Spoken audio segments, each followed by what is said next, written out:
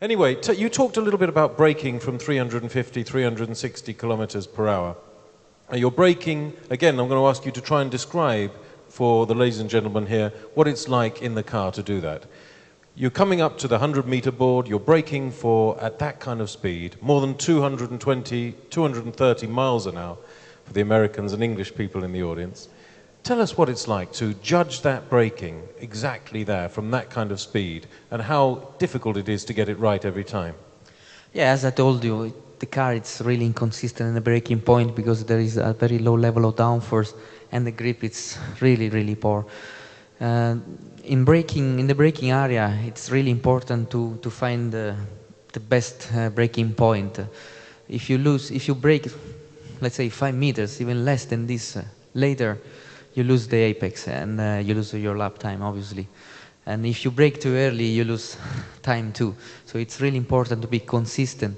When you brake, there is a lot of rear locking, but with the new, let's say, electronics, we have the engine braking will help us. But at the end of the braking, that engine braking, it pushes you.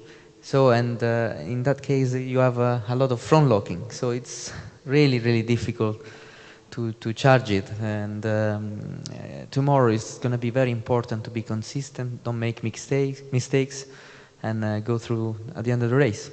Now, we talked with our last guest, Sam Michael, who you know well, of course. Sam Michael, we talked to him about next year's rules, where traction control and the rear engine braking is going to be abolished, and we'll go back to the old system from before traction control. Do you think that's a good thing or a bad thing? Yeah, it's a good thing. I'm in favor on that because when I start to drive Formula One in 1997, there wasn't. So I am one of the drivers who has some experience of that, and I like to drive without traction control, without the engine braking, all the electronic stuff. So I'm really happy about that. I'm looking forward for next year with those new rules.